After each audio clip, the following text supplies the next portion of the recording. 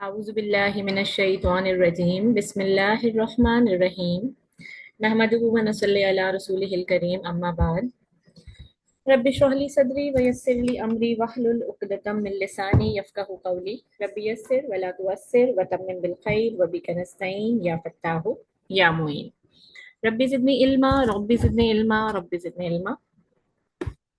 सीरत का ये हमारा 17 सेशन है और इससे पहले हम लोग डिस्कस कर चुके हैं किस तरह आप सल्लल्लाहु अलैहि वसल्लम और सहाबा ने परसिक्यूशन फेस की, और इस परसिक्यूशन के बाद जो अहम चीज़ आई वो हज़रत हमज़ा और हज़रत उमर बिन खत्ताब का इस्लाम कबूल करना था, जिसके बारे में मैंने आपसे पिछले लेक्चर में डिटेल से डिस्कस किया था कि किस तरह ये दोनों इस्लाम लेकर आए हैं। उम्मीद करती हूँ कि यहाँ तक की बात इंशाल्लाह आप लोगों को याद होगी किस तरह हज़रत हमज़ा और उमर बिन खत्ताब इस्लाम लेकर आए थे।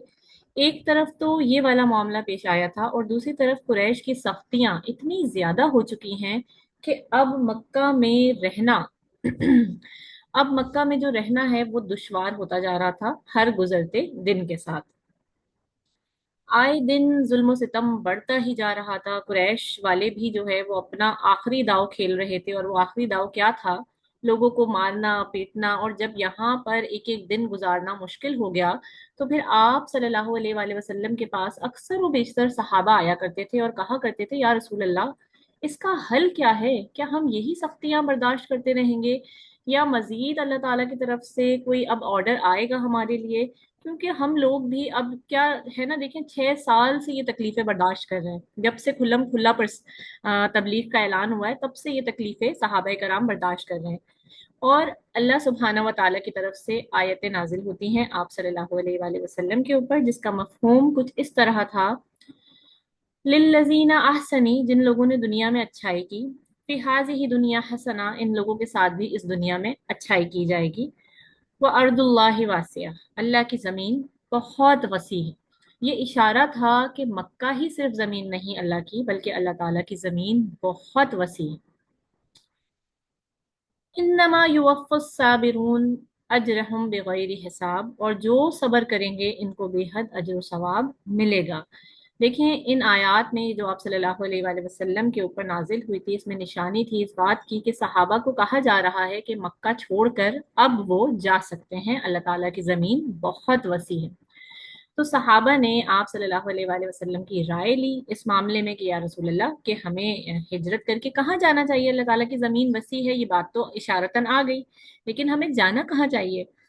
तो नबी पाक सल्लल्लाहु अलैहि वसल्लम ने फरमाया कि आप सब लोग जाओ हबशा की तरफ। अब हबशा की तरफ ही क्यों जाओ? वजह नंबर एक, जो सबसे मेजर वजह थी, वो ये कि वहां का जो बादशाह था जिसका नाम था नजाशी, कॉल्ड नेगस इन इंग्लिश, ठीक है। ठीक है, नजाशी बोलते हैं इसको उर्दू में, और जो हबशा का बादशाह बनता है इसका लकब होता है नजाशी, असल नाम नहीं होता ये इसका। जैसे इसकी मिसाल मैं आपको ऐसे दूंगी, जो मिस्र का बादशाह होता है ना, इसको फिरौन कहते हैं। हर दौर में जो मिस्र का बादशाह है ही इज कॉल्ड फिरौन।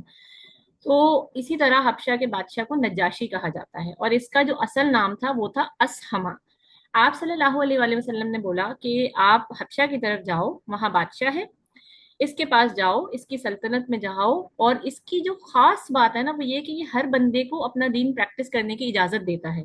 दूसरी वजह ये थी कि ये जो असहमा नाम का शख्स था, ये किसी भी शख्स के मामलात में दखल अंदाजी नहीं करता था, और वो सबको इनका दीन प्रैक्टिस करने की खुल्लम खुल्ला इजाजत देता था। और दूसरी उसकी क्वालिटी ये थी कि वो बहुत ही आदिल और इंसाफ पसंद बादशाह था। तो फिर आप सल्लल्लाहु अलैहि वसल्लम की बात को मानकर सहाबा तैयार हुए, इकदामात तैयार किए, जिनमें 12 मर्द और 4 औरतें शामिल थी। यानी टोटल कितने हो गए? ये 16 लोग हो गए। ये पहला काफिला जा रहा है हबशा की तरफ। इसमें अब आप देखें, आपने कम से कम ये जो 16 लोगों का काफिला जा रहा है ना, इसमें 3 लोगों के नाम आपने लाजिम याद रखने हैं। पहले उस्मान बिन अफ़्फ़ान रजी अल्लाह तआला अन्हु, ये नबी पाक सल्लल्लाहु अलैहि वसल्लम के सहाबा भी हैं और इनके दामाद भी हैं। दामाद इसलिए कि इनकी शादी हुई थी आप सल्लल्लाहु अलैहि वसल्लम की बेटी हजरत रुकैया से। ठीक है, तो ये 2 लोग हो गए। ठीक है, एक कौन? उस्मान बिन अफ़्फ़ान, दूसरी हजरत रुकैया, और तीसरे इस काफिले के लीडर, जो इस काफिले के हेड थे। ठीक है, इनका नाम आपने याद रखना है, ये है उस्मान बिन मजऊन रजी अल्लाह तआला अन्हु। ठीक है, ये 16 लोगों का काफिला जा रहा है हबशा की जानिब। मैंने आप लोगों को याद करवाए हैं 3 नाम, हजरत उस्मान, हजरत रुकैया और हजरत उस्मान बिन मज़ऊन। ठीक है, मैं उम्मीद करती हूँ आप लोगों को ये 3 नाम इंशाल्लाह थ्रू आउट द सेशन जहन में रहेंगे। उस्मान बिन अफान और हजरत रुकैया के बारे में आप सल्लल्लाहु अलैहि वसल्लम ने फरमाया कि इब्राहीम अलैहिस्सलाम और लूत अलैहिस्सलाम के घराने के बाद ये पहला घराना है जो हिजरत कर रहा है। अब ये 16 लोग जा रहे हैं मक्का को छोड़कर, नबी को छोड़कर हबशा की जानिब। बिल्कुल एक नई सल्तनत, नया शहर। सवाल ये पैदा होता है कि जब जाने की इजाजत मिल ही गई थी तो आखिर सिर्फ 16 लोग ही क्यों गए? और और भी तो जा सकते थे, तो और क्यों नहीं गए? आप सबके दिमाग में ये सवाल आ रहा है इस वक्त ये बात सुनते हुए कि सिर्फ 16 लोग जो हैं वो हिजरत कर रहे हैं?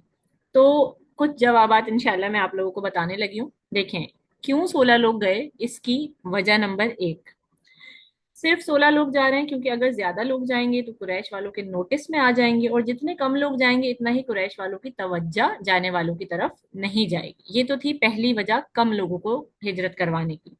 वजह नंबर 2, एक जगह से दूसरी जगह शिफ्ट हो रहे हैं, इसके लिए वसाइल चाहिए, असबाब चाहिए। इसका मतलब ये हुआ कि इस जर्नी को अफोर्ड करना भी सबके बस की बात नहीं थी। ठीक है ना? जब हम किसी जगह मुंतकिल होते हैं तो हमें उसके लिए पूरे असबाब का इंतजाम करना पड़ता है। वजह नंबर 3, मक्का को छोड़ना, अपने शहर को छोड़ना, नबी की सोहबत को छोड़ना, ये कोई आसान बात नहीं थी उस वक्त। ठीक है। वजह नंबर 4, हिजरत की जरूरत उन ही सहाबा कराम को थी जिनके साथ कोई कबाइली, कोई ट्राइबल जो है प्रोटेक्शन नहीं थी, कबाइली हिफाजत नहीं थी। जिन सहाबा के साथ कबाइली हिफाजत थी अपनी अपनी, इन पर तो कोई जुल्म सितम नहीं था ना, क्योंकि उनके लीडर्स और पूरा कबीला उनको प्रोटेक्ट कर रहा था। लेकिन जिनके साथ कोई कबाइली ताकत नहीं थी, इन पर जुल्म सितम की इंतहा हो चुकी थी। इसीलिए देखें, ये 4 वजहें जो मैंने आपको बताई, यही वजह है कि उस वक्त सिर्फ 16 लोग जा रहे हैं हबशा की तरफ। मैं उम्मीद करती हूँ कि आप सबको अब वजह समझ आई होगी कि क्यों इजाजत मिलने के बावजूद सिर्फ और सिर्फ 16 लोग ही हिजरत कर रहे हैं। अच्छा, अब इनमें जैसे अबू बकर सिद्दीक रजी अल्लाह ताला अन्हो के घर से इन्हें हिफाजत नहीं मिल रही थी तो वो भी हिजरत कर रहे थे, इन 16 लोगों में वो भी शामिल थे। मगर हुआ क्या कि रास्ते में एक आदमी मिला था, दजीना या दजाना नाम का, जिसने कहा था कि अबू बकर तुम कहाँ जा रहे हो? तो अबू बकर ने कहा कि मैं हबशा की तरफ जा रहा हूँ क्योंकि मैं हिफाजत में नहीं हूँ मक्का के अंदर। तो इस बंदे ने कहा कि अजीब है कुरैश वाले कि तुम जैसे आदमी के साथ बदसलूकी कर रहे हैं, मैं तुम्हें हिफाजत दूंगा, तुम जाओ मक्का, मैं मक्का के सरदारों से बात कर लूंगा। तो जब ये शख्स मक्का पहुंचा, फिर डील तय हुई, एक मुआहिदा हुआ, और इस आदमी ने कहा कि अबू बकर की हिफाजत मेरे जिम्मे है। मक्का वालों ने कहा कि ठीक है, हमें तो कोई मसला नहीं है, अबू बकर चाहें तो आपकी हिफाजत में रहें, हमें कोई मसला नहीं है। लेकिन बस इनको ये मना कर दो, अबू बकर को, कि ये पब्लिकली ना नमाज नहीं पढ़ेंगे, प्राइवेटली नमाज पढ़ेंगे अपनी, पब्लिकली तबलीग नहीं करेंगे, प्राइवेटली कर सकते हैं। इस शर्त को उस वक्त फिलहाल मान लिया गया। कुछ दिन गुजरे, अबू बकर को मजा नहीं आया। उन्होंने कहा अपने मोहसिन से, जिन्होंने, वो जो अबू दजाना है, उनसे उन्होंने कहा कि भाई आप अपनी हिफाजत मुझ पर से हटा लो, क्योंकि मैं पब्लिक में ही नमाज पढ़ूंगा और मैं तबलीग भी करूंगा। और फिर इसने अपनी हिफाजत हटा ली और अबू बकर सिद्दीक रजी अल्लाह तआला अन्हु फिर इसके बाद मक्का में ही रहे। एक तो ये वाला वाकया भी पेश आया था जो मैंने अभी अभी आपको बताया, हजरत अबू बकर से रिलेटेड। ठीक है, तो इस तरह उन 16 लोगों में से फिर हजरत अबू बकर जो थे वो वापस बैक हो गए। खैर, जब ये लोग गए, कुरैश को जो है वो इतना ज्यादा, ये जो हिजरत करने वाले 15-16 लोग थे, जब ये चले गए तो कुरैश को इतना ज्यादा फर्क नहीं पड़ा, क्योंकि बहुत कम ही तो लोग थे, तो कुरैश वालों को ज्यादा फर्क ही नहीं पड़ा। मगर इसके बाद कुरैश वालों ने थोड़ा सा अपना जाल जो है ना वो बिछाना शुरू कर दिया। कहीं इन लोगों के अलावा, वो ये सोचते थे कि कुछ लोग तो चले गए, कहीं इन लोगों के अलावा और भी लोग ना चले जाएं। अब ये जो 15-16 लोग हबशा पहुंचे, उन्होंने वहां पहुंचकर सुख का सांस लिया, और फिर एक बहुत ही मशहूर वाकया पेश आया जिसका नाम है वाकया सूरह नजम। ये बहुत ही इंटरेस्टिंग वाकया है, गौर से सुनिएगा। आप सल्लल्लाहु अलैहि वसल्लम एक दिन, क्योंकि नबी की आदत थी कि नबी पाक सल्लल्लाहु अलैहि वसल्लम जब भी नमाज पढ़ते थे वो काबे के सामने ही नमाज पढ़ते थे। तो आपके दिमाग में आएगा कि नमाज तो अब बाद में आएगी ना मेराज के मौके पर, लेकिन आपको मैंने बताया था कि नफली नमाज आ चुकी थी, जबकि नमाज फर्ज हुई थी मेराज के मौके पर। तो नबी की आदत थी कि वो हमेशा काबे के सामने ही नमाज पढ़ते थे। तो इस बार भी नबी के काबे के सामने नमाज पढ़ने के लिए खड़े हुए हैं, اور इस दफा जो सूरत उतरी थी आप सल्लल्लाहु अलैहि वसल्लम पे वो थी सूरह नजम। और नबी पाक सल्लल्लाहु अलैहि वसल्लम ने इसकी तिलावत करना शुरू कर दी। वन नजमी इज़ा हवा वगला साहिबकुम वमा हवा वमा यरज़िकु अनिल हवा। नबी पाक तिलावत करते गए करते गए करते गए, और कुरैश मक्का जो इर्द गिर्द मौजूद थे, पहले तो वो नबी के पास इनके ऊपर हमला करने आए, लेकिन जब वो करीब पहुंचे तो वो इस तिलावत से इतने ज्यादा महसूर हो गए कि इन सब ने अपने हथियारों को छोड़ा और नबी पाक सल्लल्लाहु अलैहि वसल्लम की तिलावत को सुनना शुरू कर दिया। सुनते गए सुनते गए सुनते गए, यहाँ तक कि वो इतने मगन हो गए सुनने में कि इन्हें एहसास ही नहीं रहा कि इनके सामने इनके रकीब, इनके दुश्मन मौजूद हैं। और सूरह नजम जो है वो कुरान की इन सूरतों में से है कि जिसमें आयत सजदा है।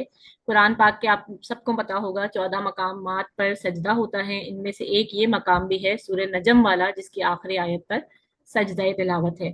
तो नबी पाक सल्लल्लाहु अलैहि वसल्लम पूरी सूरत पढ़ गए 2.5 पेज की, और आखिरी आयत पर पहुंचकर जैसे ही आखिरी आयत उन्होंने मुकम्मल की, और आप देखें उस वक्त तक एक माहौल बन गया था, सारे सहाबा पेश पेश हैं, सारे कुरैश वाले मौजूद हैं, सब लोग नबी को सुन रहे हैं। और फिर जब आप सल्लल्लाहु अलैहि वसल्लम ने आयत सजदा पढ़ी तो नबी पाक सल्लल्लाहु अलैहि वसल्लम सजदे में चले गए, सारे के सारे सहाबा सजदे में चले गए, और सारे के सारे कुरैश वाले भी सजदे में चले गए।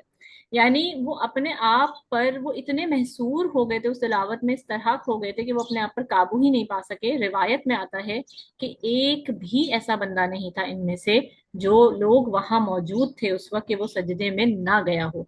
सिर्फ एक आदमी था जो कि बुजुर्ग था, जो झुक नहीं सकता था, इसने अपने हाथ पर झुककर मट्टी ली और अपने माथे पर रगड़ ली ताकि वो भी इसका मतलब इस सजदे में, इस चीज में शामिल हो जाए। और पूरा मक्का ये नजारा देख रहा है कि ये क्या हो गया, और सोच रहे हैं कि क्या कुरैश वाले इस्लाम में दाखिल हो गए, आखिर ये मामला क्या पेश आया। और जैसे ही माहौल थोड़ा सा छटा, कुरैश वाले सबके सब ना एकदम तजबजब हो गए, परेशान हो गए कि ये हमसे क्या हो गया, ये हमने क्या कर दिया। अब क्या हुआ, अब जो होना था वो तो हो गया। अब वो आए बाएं शाए करने लगे, और उन्होंने नबी पाक सल्लल्लाहु अलैहि वसल्लम पर साथ ही ये इल्जाम लगा दिया, क्योंकि इस सूरत में लात और उज्जा का भी जिक्र आया है, जो इनके बहुत बड़े बड़े बुतों का जिक्र है। लेकिन अच्छा देखें, असल में इस सूरत में जो इनका जिक्र आया है वो मनफी में आया है, नेगेटिव वे में आया है, यानी इस तरह आया है, ठीक है ना, नेगेटिवली। क्योंकि इनकी आखिर इनकी मतलब इस तरह अल्लाह ताला ने फरमाया कि आखिर इनकी औकात ही क्या है लात और उज्जा की, ठीक है ना। लेकिन कुरैश वालों ने कहा कि जब आप तिलावत कर रहे थे आपने हमारे बुतों की तारीफ करी और इसलिए हम सजदे में गए। तो आप सल्लल्लाहु अलैहि वसल्लम ने कहा कि नहीं नहीं, मैंने कब का तारीफ करी। तो कुरैश वालों ने कहा कि आपने की थी। आप सल्लल्लाहु अलैहि वसल्लम ने कहा कि नहीं, हरगिज भी नहीं, मैंने नहीं की।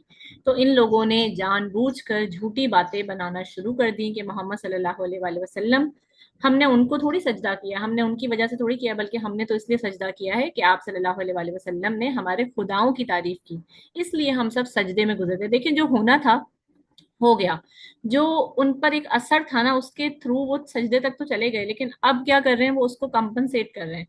इन लोगों ने लोगों के नजदीक अपनी इज्जत बरकरार रखने के लिए आप सल्लल्लाहु अलैहि वसल्लम के ऊपर झूठ बांध दिया कि उन्होंने हमारे खुदाओं की तारीफ की है। लेकिन जिन लोगों ने ये मंजर देखा था, जाहिर सी बात है, आप लोगों को पता है कि जब बात फैलती है तो वो आग की तरह फैलती है, और ये वाली बात भी आग की तरह फैल गई, और ये खबर पहुंची कहाँ तक, हबशा तक।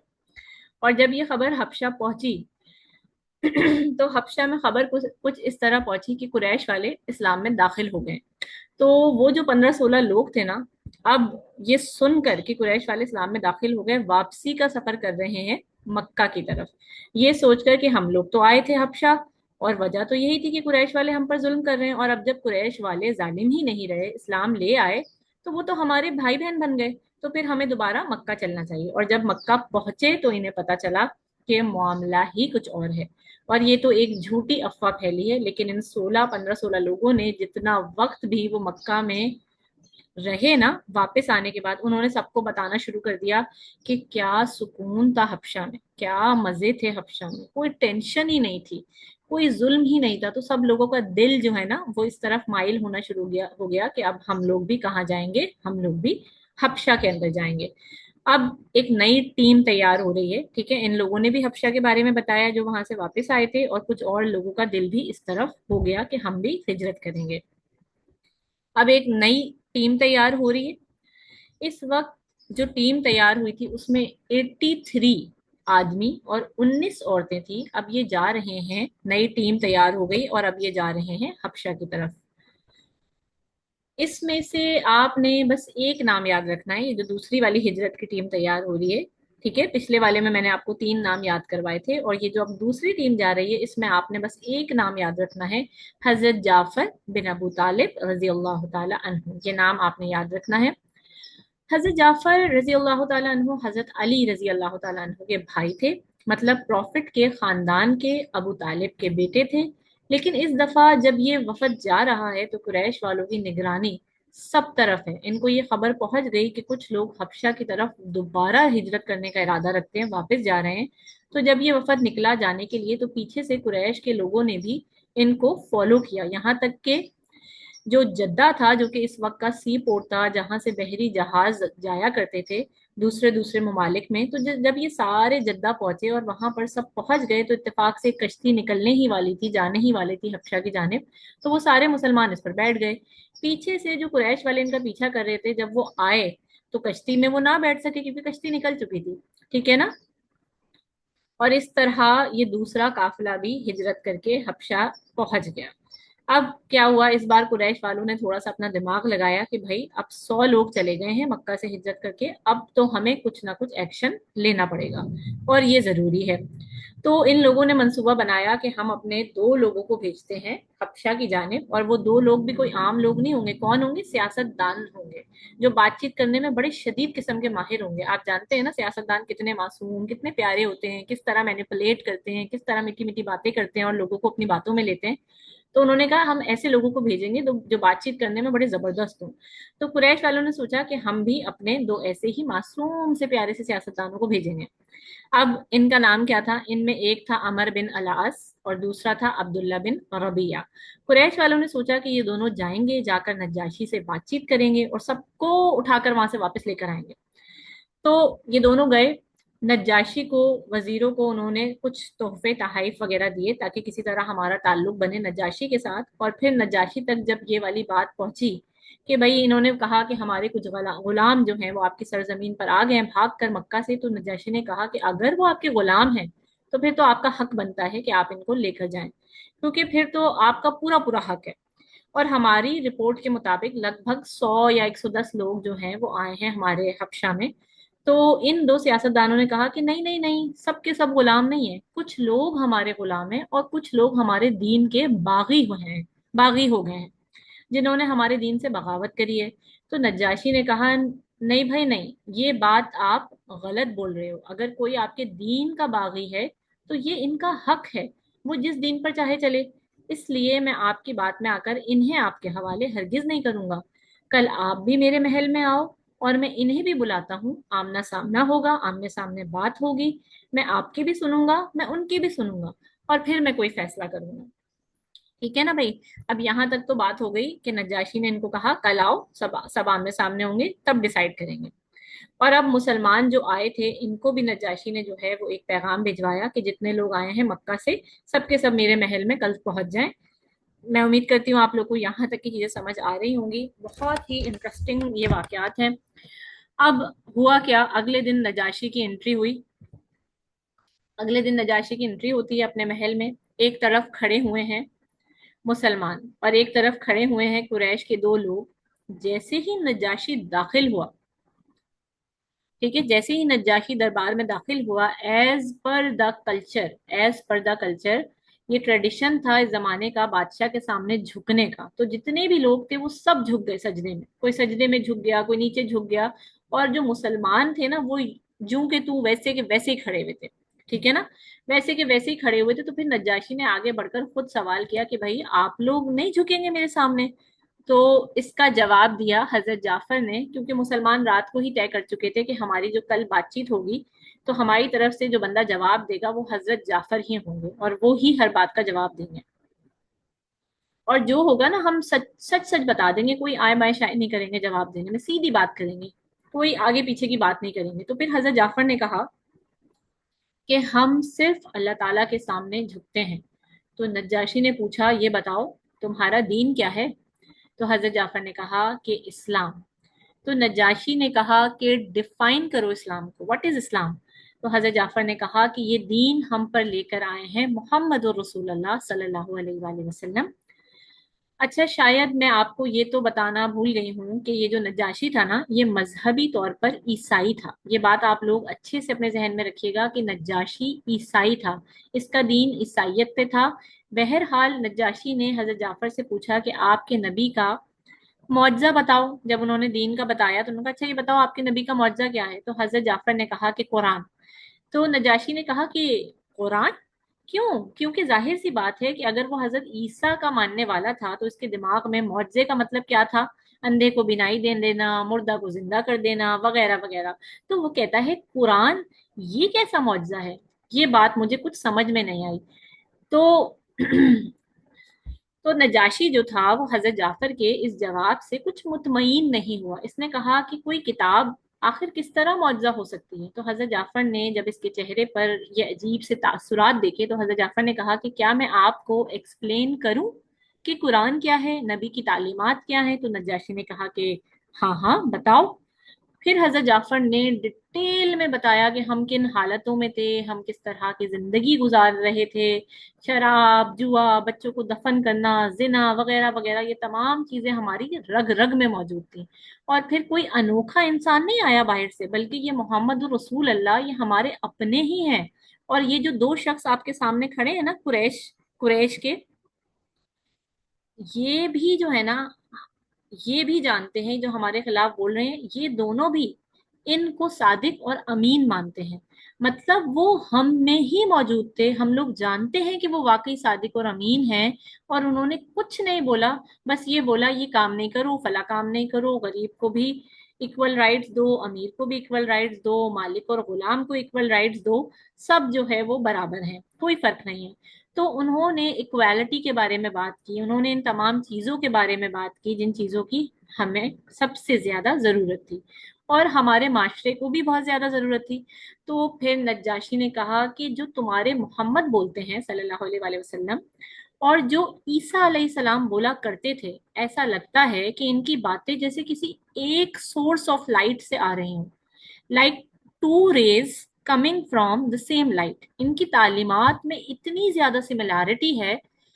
अब नजाशी थोड़ा खुश हुआ। आप जानते हैं कि जो अमर बिन अल आस था वो सियासतदान था, बातों को घुमाने वाला था। इसने कहा, इसने थोड़ी ना मिर्चें लगाई, मिर्च मसाला डाला। इसने कहा नजाशी से कि आप इनकी बातों पर खुश हो रहे हैं, आप नहीं जानते क्या कि ये लोग ईसा अलैहिस्सलाम के मुतालिक क्या क्या बोलते हैं? इनका ख्याल हरगिज भी वो नहीं है ईसा अलैहिस्सलाम के मुतालिक जो आपका है। क्योंकि ईसाइयत में कुछ लोगों का दिमाग ये भी था कि ईसा अलैहिस्सलाम अल्लाह के नाउजुबिल्ला बेटे हैं। और इन सियासतदानों ने कहा कि ये लोग जो आपके सामने खड़े हैं इस्लाम लाने वाले, ये कहते हैं कि ईसा अलैहिस्सलाम तो अल्लाह के बेटे ही नहीं है। तो नज्जाशी इस बात पर गुस्सा नहीं हुआ, बल्कि इसने दिलचस्पी से पूछा हजरत जाफर से कि आपका कुरान क्या बोलता है ईसा इब्ने मरियम के बारे में? अब सुने अजीब बात। देखें, इस जमाने में दो तरह की ईसाइयत थी, ठीक है। एक थी ट्रू क्रिस्टियनिटी, ठीक है, यानी असल ईसाइयत। और ये वो थे जो असल में हजरत ईसा अलैहिस्सलाम को अल्लाह ताला का बेटा नहीं मानते थे, सिर्फ और सिर्फ नबी मानते थे। और एक और थी जिसको हम करप्ट पॉलिन क्रिस्टियनिटी कहते हैं, जो सेंस पॉलिन लेकर आया था। और ये वो थी जो हजरत ईसा अलैहिस्सलाम को अल्लाह ताला का बेटा मानते थे। आज दुनिया में सही वाली ईसाइयत मौजूद नहीं है, मगर इस जमाने में दो तरह की ईसाइयत मौजूद थी। मगर असल ईसाइयत के मानने वाले बहुत कम थे। आपको याद है ना, वरका बिन नौफिल, वो भी असल ईसाइयत का मानने वाला था, जिनके पास हजरत खदीजा आप सल्लल्लाहु अलैहि वसल्लम को लेकर गई थी पहली वही आने के बाद। आप सबको याद है? बिल्कुल। इसी तरह नज्जाशी भी असल ईसाइयत का मानने वाला था। और वो दिल ही दिल में ये बात जानता था कि हजरत ईसा जो हैं वो अल्लाह के बेटे नहीं है। लेकिन वो जिस सल्तनत का बादशाह था, वहां के सारे लोग ईसाई थे और वहां ये दो तरह के ईसाई थे, तो इसने वहां इन लोगों के सामने कभी इस ख्याल का इजहार नहीं किया था। और जब इसने ये बात सुनी तो इसका दिल मचला इस बात को जानने के लिए कि आखिर कुरान क्या बोलता है عیسیٰ ابن مریم کے بارے میں۔ اور مزے کی بات یہ کہ اس وقت تک سورہ مریم آپ صلی اللہ علیہ وآلہ وسلم کے اوپر نازل ہو چکی تھی۔ تو ہوا کیا کہ حضرت جعفر کو، کیونکہ وہ یاد بھی تھی، پہلے کے صحابہ فوراً فوراً یاد کر لیا کرتے تھے، تو حضرت جعفر نے نجاشی کے سوال کرنے پہ سورہ مریم کے 2 رکوع پڑھ دیے، جس میں پورا قصہ مریم موجود ہے، کس طرح فرشتے آئے تھے حضرت عیسیٰ کی بشارت لے کر، وغیرہ وغیرہ۔ اور جب یہ قصہ پورا انہوں نے قرآن کی زبان میں بتایا تو نجاشی جو تھا وہ دھاڑے مار مار کر رونا شروع ہو گیا، یہاں تک کہ بولتے ہیں اس کی پوری جو داڑھی تھی وہ آنسوؤں سے تر ہو گئی۔ اور پھر اس نے کہا، بالکل ٹھیک کہا تم نے حضرت عیسیٰ علیہ السلام کے بارے میں۔ اور اس نے اپنے ہاتھ میں اپنا عصا لیا۔ اچھا، اب یہاں پر 2 روایتیں ہمیں ملتی ہیں، ٹھیک ہے۔ روایت نمبر 1 کہ نجاشی نے اس عصا سے ایک لکیر بنائی اور کہا کہ تمہارے اور ہمارے درمیان اس لکیر سے زیادہ فرق نہیں ہے، یعنی مسلمان اور عیسائیت میں اس لکیر سے زیادہ فرق نہیں ہے۔ اور روایت نمبر 2 جو ہمیں ملتی ہے اس کے مطابق نجاشی نے ایک تنکا اٹھایا ہاتھ میں اپنے اور بولا کہ عیسیٰ ابن مریم وہی ہیں جو تم نے بتایا قرآن کے مطابق، اس کے علاوہ وہ اس تنکے سے زیادہ بھی نہیں ہے۔ تو اس کی جو عوام تھی وہ یہ سن کر تھوڑی ہوٹنگ کرنے لگی نا، کہ یہ کیا بول رہے ہو نجاشی، یہ کیا بول رہے ہو۔ تو نجاشی نے کہا، آپ کو جو کرنا اور سمجھنا ہے کرتے رہو، میں کم سے کم یہی مانتا ہوں۔ تو نجاشی دلی طور پر بہت، کیونکہ اچھا انسان تھا اور اصل عیسائیت کا پیروکار تھا۔ اور پھر یہ وہی نجاشی ہے کہ جب آپ صلی اللہ علیہ وآلہ وسلم آگے جب مدینہ ہجرت کر کے چلے جاتے ہیں اور پھر مختلف جگہوں پر خط لکھتے تھے نا حکمرانوں کو، سلطنت روم کو، شام کو، حبشہ کو، تو نجاشی نے آپ صلی اللہ علیہ وآلہ وسلم کا خط ملتے ہی اسلام قبول کر لیا تھا۔ یہ میں آپ کو جب کی بات بتا رہی ہوں، جب ہجرت ہو چکی تھی مدینہ کی طرف۔ آپ صلی اللہ علیہ وآلہ وسلم کی ایک زوجہ ہیں جن کا نام ہے حضرت ام حبیبہ، جن کو حضرت رملہ بھی بولتے ہیں، اور یہ ابو سفیان کی بیٹی ہیں۔ اور جب یہ مسلمان ہوئی تھی، یہ بھی ان لوگوں میں سے تھی جو اپنے شوہر کے ساتھ حبشہ آئے تھے ہجرت کر کے، اور ان کے شوہر کا نام تھا عبداللہ بن اسد۔ بعد میں اس کا شوہر عیسائیت میں چلا گیا تھا، مسلمان سے کنورٹ ہو کر عیسائیت میں چلا گیا تھا، ٹھیک ہے۔ تو یہ جو ام حبیبہ تھی یہ بڑی پریشان رہتی تھی، کیونکہ ان کا تو کوئی باقی ہی نہیں رہا تھا، یہ تو آئی ہجرت کر کے بس اپنے شوہر کے ساتھ تھی۔ تو پھر حبشہ میں تو نبی پاک صلی اللہ، جب یہ حبشہ میں موجود تھیں اور ان کے ہسبینڈ جو ہے وہ عیسائی ہو گئے تھے، تو نبی پاک صلی اللہ علیہ وآلہ وسلم کے خواب میں آیا، جو کہ اللہ تعالیٰ کی طرف سے وحی تھا، اور پورا معاملہ ان کو دکھایا گیا خواب میں، جو بھی ام حبیبہ کے ساتھ ہوا تھا۔ اور پھر ساتھ میں یہ بھی آیا کہ اب آپ نے نکاح کرنا ہے ام حبیبہ سے۔ دوسری طرف اپنے شوہر کے بارے میں ام حبیبہ نے خواب دیکھا تھا کہ ان کے شوہر کا بالکل منہ جو ہے وہ کالا ہو چکا ہے، اور آسمان سے ایک چاند ان کی گود میں آ گیا۔ تو اگلے دن ایسا ہی ہوا کہ ان کا شوہر عیسائیت میں چلا گیا، اور وہاں آپ صلی اللہ علیہ وآلہ وسلم نے نجاشی کو خط لکھا تھا کہ تم نے میرا نکاح فکس کروانا ہے ام حبیبہ کے ساتھ۔ ایک بات ذہن میں رکھیے گا کہ یہ میں آپ کو بہت آگے کی بات بتا رہی ہوں، ریفرنس کوٹ کر رہی ہوں، کہ جب نبی ہجرت کر کے مدینہ جا چکے تھے اس وقت کی میں آپ کو بات بتا رہی ہوں، کہ نجاشی کا آپ کے علم میں ہو کہ سیرت میں آگے چل کر کس طرح کا کردار رہا تھا، ٹھیک ہے۔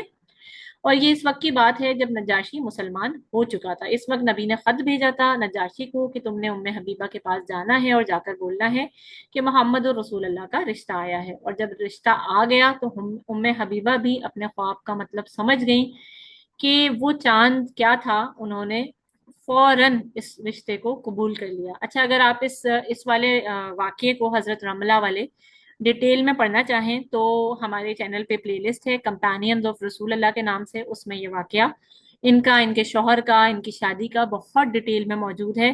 میں ساتھ میں یہاں پہ انشاءاللہ جو ہے لنک کر دوں گی، آپ لوگ چاہے تو اس کو بھی ضرور سنیے گا، ٹھیک ہے۔ پھر نجاشی کو آپ صلی اللہ علیہ وآلہ وسلم نے کہا تھا کہ تم نے میرا نکاح پڑھوانا ہے اور میرے بہاف پر ابھی تم نے حق مہر ادا کرنا ہے۔ تو نجاشی کا اتنا بڑا کردار انشاءاللہ آگے جا کر سامنے آئے گا سیرت کے اندر، ٹھیک ہے۔ اور ایک اور چیز یہ کہ جب نجاشی کا انتقال ہوا تھا تو وہ نجاشی کے انتقال کے وقت آپ صلی اللہ علیہ وآلہ وسلم نے ایک عجیب طریقے کا نماز جنازہ پڑھایا تھا، جس کو بولتے ہیں غائبانہ نماز جنازہ۔ نجاشی تھا حبشہ میں اور آپ صلی اللہ علیہ وآلہ وسلم تھے مدینہ منورہ میں، اور آپ صلی اللہ علیہ وآلہ وسلم نے صحابہ کو جمع کیا اور وہیں سے مدینہ سے ہی نبی نے نماز جنازہ پڑھا دیا نجاشی کا، جو کہ حبشہ میں موجود تھا۔ یہ تھا غائبانہ نماز جنازہ جو کہ اسلام میں پہلا پہلا غائبانہ نماز جنازہ تھا جو نجاشی کا پڑھایا گیا تھا، ٹھیک ہے۔ خیر، پھر جو واقعہ ہم ابھی پڑھ رہے تھے اس کا اختتام اس طرح ہوا کہ نجاشی نے کہہ دیا عمر بن العاص سے اور عبداللہ بن ربیہ سے کہ آپ لوگ اب یہاں سے جا سکتے ہیں، ٹھیک ہے نا۔ پوری سورہ مریم جب حضرت جعفر نے سنائی اور سارا کچھ نجاشی نے جو ہے سن لیا، اور پھر اس نے کہہ دیا کہ اب آپ لوگ یہاں سے جا سکتے ہیں، ان مسلمانوں کو میرا امان حاصل ہے، اپنے تحفے تحائف وغیرہ سب اٹھائیں اور یہاں سے چلے جائیں۔ اور نجاشی نے کہا کہ اگر آپ مجھے سونے کے پہاڑ بھی دیں گے پھر بھی میں ان مسلمانوں کو اب آپ کے حوالے نہیں کروں گا۔ تو یہ جو 100 سے لے کے 110 مسلمان تھے، یہ بہت عرصے تک حبشہ میں رہے، نجاشی کے پاس رہے، ٹھیک ہے نا۔ یہ تھا پورا کا پورا مائگریشن آف ابائسینیا یعنی ہجرت حبشہ کا ایونٹ۔ میں امید کرتی ہوں آپ لوگوں کو یہ سمجھ میں آیا ہوگا۔ بہت ہی مزیدار، بہت ہی خوبصورت واقعات ہمیں سیرت میں ملتے ہیں، اور بہت ہی خوبصورت ان سے ہمارے لیے سبق جو ہے وہ نکلتے ہیں۔ اللہ تعالی ہم سب کے علم میں، اخلاص میں، عمل میں برکت عطا فرمائے، ہم کو سیرت پر عمل کرنے والا بنائے، اور زیادہ سے زیادہ پڑھیں، جانیں، اس پر عمل کریں، زیادہ سے زیادہ اس کو آگے پہنچائیں، صدقہ جاریہ سمجھ کے اپنے حلقہ احباب میں شیئر کریں۔ دیکھیں آج کل علم حاصل کرنا کوئی مشکل کام نہیں، آج کل ہر کسی کے ہاتھوں میں موبائل ہیں، ٹیبلٹس ہیں، انٹرنیٹ ہے۔ آپ نے صرف اپنے وقت میں سے وقت نکالنا ہے، اور آپ نکال کر دیکھیں، پھر آپ دیکھیں اللہ تعالیٰ آپ کے وقت میں کیسے برکت ڈالتے ہیں۔ کوشش کریں جو سنیں، جو پڑھیں، اس کو فوراً آگے بھی پہنچائیں، اپنے بچوں کو، اپنے والدین کو، اپنے بہن بھائیوں کو، کہیں جاب کرتے ہیں اپنے حلقہ احباب، اپنے سرکل میں اچھی چیزوں کو آگے پہنچائیں۔ آپ کے لیے بھی صدقہ جاریہ ہو، میرے لیے بھی ہو انشاءاللہ۔ اللہ تعالیٰ ہم سب کے حق میں بہتری عطا فرمائے، آمین ثم آمین۔ سبحانک اللہم و بحمدک، اشہد ان لا الہ الا انت، استغفرک و اتوب الیک۔ سبحان ربک رب العزت عما یصفون وسلام علی المرسلین والحمد للہ رب العالمین۔ جزاک اللہ خیرن کثیرہ۔ ابھی تک کے ہمارے سیرت کے سیشنز کیسے جا رہے ہیں، پلیز مجھے آپ سب آج کی ویڈیو کے بعد کامنٹس میں لکھ کر بتائیں کہ کوئی آپ لوگ کو سمجھنے میں، سننے میں پریشانی تو نہیں ہو رہی، کوئی آپ لوگ کے سوالات ہیں ضرور پوسٹ کریں، اور آپ لوگوں کے کمنٹ سے مجھے حوصلہ افزائی ملتی ہے، مجھے آپ لوگوں کے کمنٹس کا انتظار رہتا ہے۔ برائے مہربانی اپنے اپنے کمنٹ ضرور کیا کریں۔ جزاک اللہ خیرن کثیرہ۔ اللہ تعالیٰ آپ سب کو خوش رکھے، آمین ثم آمین۔ السلام علیکم ورحمۃ اللہ وبرکاتہ۔